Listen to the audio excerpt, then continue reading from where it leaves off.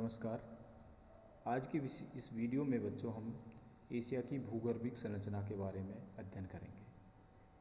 किसी देश या प्रदेश की भूगर्भिक संरचना के अंतर्गत हम वहाँ मिलने वाली विभिन्न प्रकार की चट्टानों और उन चट्टानों का निर्माण कब हुआ, इसके बारे में हम विस्तृत अध्ययन करते हैं।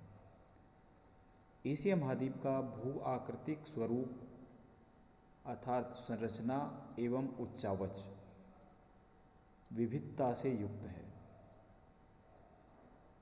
क्यों है विविधता से युक्त? क्योंकि एशिया एक विशाल महाद्वीप है।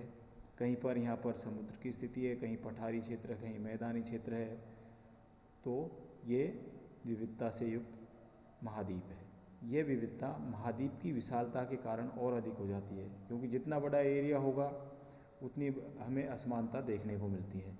क्यों हम जानते हैं कि भूगोल क्षेत्रीय विभिन्नताओं का विज्ञान है और इसमें हम कि चाहे दो देश हों, चाहे दो महाद्वीप हों, चाहे दो ज़िले हों, चाहे दो स्टेट हों, उसके अंतर्गत हम एक क्रमबद्ध तरीके से उनका अध्ययन करते हैं और इनमें हमें अंतर देखने को मिलता है। यहाँ के संरचनात्मक स्वरूप भूगर्भिक बनावट के परिणाम स्वरूप उच्चावच प्रारूप का विकास हुआ है।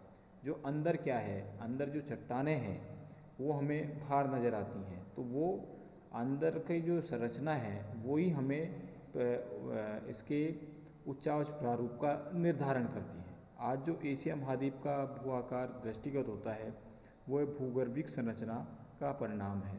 अतः यहाँ की संरचना एवं उच्चावच का अध्ययन आवश्यक है। संरचना बनावट। एशिया महाद्वीप को भूगर्भिक संरचना के आधार पर 4 भागों में बांटा जाता है। नंबर 1 है उत्तर के प्राचीनतम भूखंड। यदि हमने इसमें मैप में देखते हैं तो ये आपका जो एरिया है ये आपका उत्तर का प्राचीनतम भूखंड के एरिया में आता है। इसके अंतर्गत उत्तर के प्राचीनतम भूखंडों के अंतर्गत एशिया महाद्वीप के उत्तरी भाग में प्राचीन शैलों के भूखंड हैं जो कैम्ब्रियन युग से पूर्व की कठोर चट्टानों से युक्त है।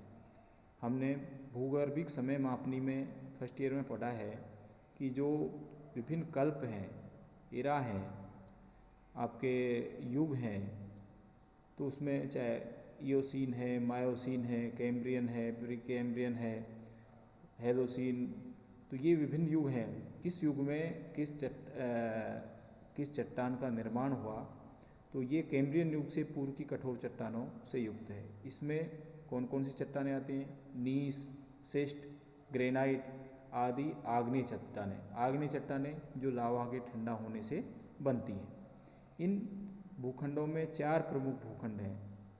एक है रूसी चबूतरा जो रूस के एरिया को कवर करता है, दूसरा अंगारा लैंड, तीसरा चीन मैसिव जो चीन के एरिया को कवर करता है, और इन्हीं के रूस के इसके बीच में सार्डिन मैसिव। तो ये 4 उत्तर के प्राचीनतम भूखंड हैं जो आपको नक्शे में इस खड़ी लाइनों से दर्शाए गए हैं। दूसरा आता है दक्षिण के प्राचीन भूखंड।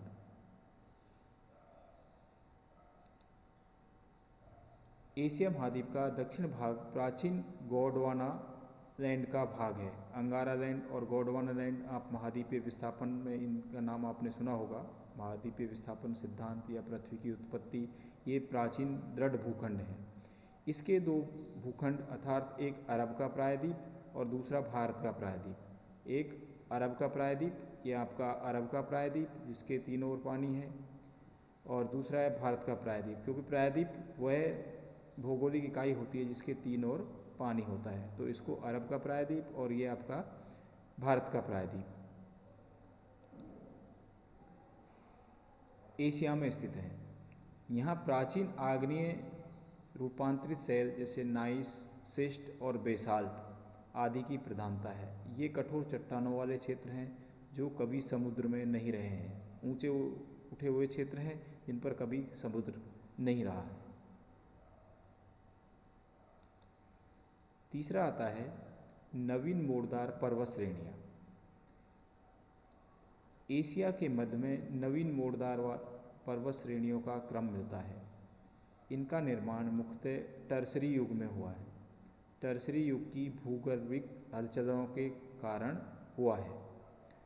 उत्तर के प्राचीन भूखंड अंगारा लैंड एवं दक्षिण के गोंडवाना लैंड के मध्य टेथिस सागर भूसन्नति। भूसन्नति क्या होती है कि ये भूमि के निचले धंसे हुए भाग होते हैं जिस पर पानी भरा होता है और उस पानी में फिर धीरे धीरे अपर्दन से द्वारा मलबा जमा रहता है। तो भूसन्नति पर, क्योंकि हमारा जो हिमालय पर्वत का है टेथिस सागर की भूसन्नति नाम के, उस पर दोनों वहाँ पे उत्तर में और दक्षिण में दोनों तरफ से दबाव बढ़ने से इसका उद्भूत हुआ है या जन्म हुआ है। भूसन्नति पर पड़े दबाव द्वारा उद्भूत ये मोड़दार पर्वत हिमालय, काराकोरम, नानसान, अराकानयोमा, हिंदकुश, एलबुर्ज, जैगोस, टाइस, अनातोलिया, सुलेमान, किर्थर आदि श्रेणियों के रूप में एशिया महाद्वीप के प्रमुख भू आकारों के रूप में विद्यमान है। यदि हम इसको नक्शे में देखते हैं तो ये आपका ये जो पट्टी है ये पूरा एरिया आपके नवीन मोड़दार वलित पर्वतों का है।